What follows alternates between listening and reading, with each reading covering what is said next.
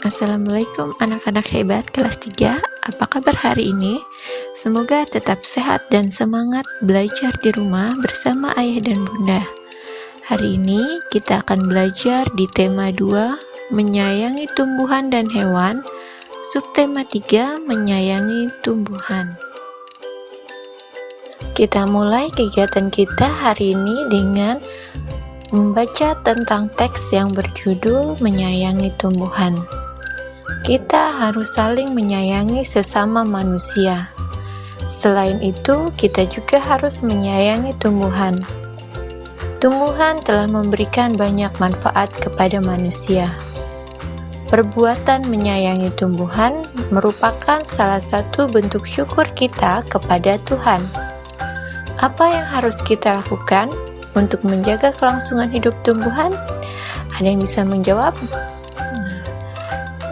Kita lanjutkan kegiatan kita selanjutnya dengan ayo membaca. Kita lihat di sini ada Siti yang sangat senang dengan bunga melati. Siti membeli bibit bunga melati. Dia ingin menanamnya di dalam pot. Siti belum tahu cara menanam bunga melati. Siti pergi ke perpustakaan sekolah. Di sana dia menemukan buku yang dibutuhkan, buku tentang cara menanam melati di dalam pot. Mari kita lihat cara merawat melati menurut buku yang didapat oleh Siti. Berikut petunjuk perawatan. Yang pertama, siapkan pecahan batu bata merah atau pecahan genting, susun di dasar pot.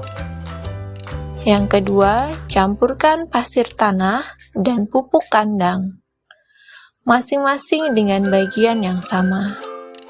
Isikan pada sepertiga bagian pot. Letakkan di atas lapisan pecahan batu merah atau genting. Yang ketiga, masukkan bibit melati, sisakan media lama yang masih menempel. Tujuannya agar tanaman dapat beradaptasi dengan media baru. Yang keempat, tambahkan campuran pasir, tanah, dan pupuk kandang. Jangan isi pot sampai penuh. Sisakan 2 cm dari bibir pot untuk memudahkan menyiram. Yang kelima, pastikan tanaman dapat berdiri kokoh. Yang keenam, siram tanaman dengan air secukupnya. 7. Bersihkan bagian luar pot dari kotoran. Letakkan pot di tempat yang diinginkan. Itulah cara merawat melati menurut buku yang Siti temukan di perpustakaan. Berikutnya, buatlah tanda centang atau checklist di dalam kotak yang tersedia bila kalimat-kalimat yang ada pada pertanyaan berikut sesuai dengan petunjuk perawatan tanaman melati.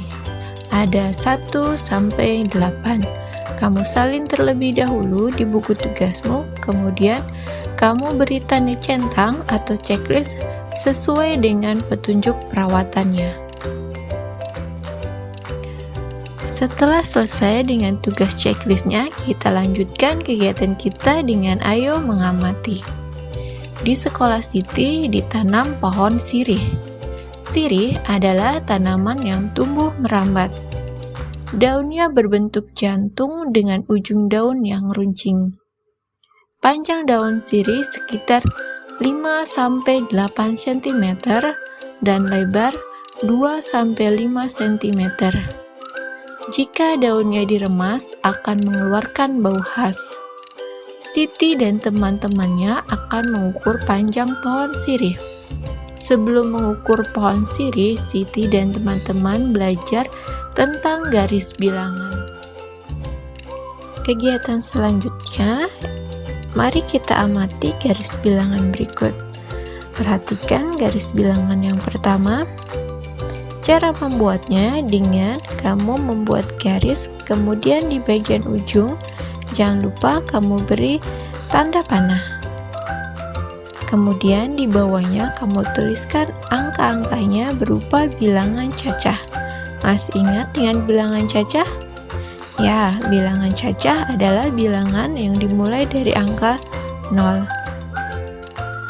Pada garis bilangan tersebut, setiap titik digambarkan dengan jarak yang sama. Selain itu, terdapat tanda panah yang menunjukkan bahwa garis tersebut dapat diperpanjang sampai tak terhingga. Pada garis bilangan, semakin ke kanan letak suatu bilangan, nilainya semakin besar. Selain menunjukkan urutan bilangan, garis bilangan juga dapat digunakan untuk menyelesaikan soal penjumlahan.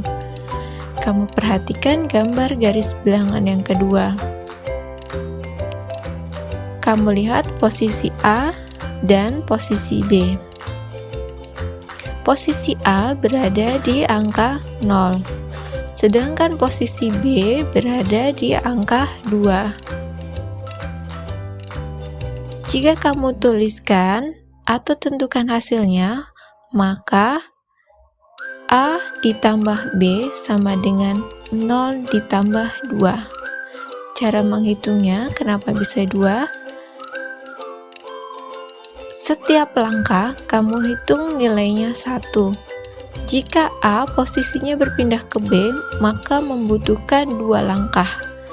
Jadi dari A ke B sama dengan nilainya 2. Jika dituliskan, maka 0 ditambah 2. Kegiatan kita selanjutnya yaitu ayo berlatih.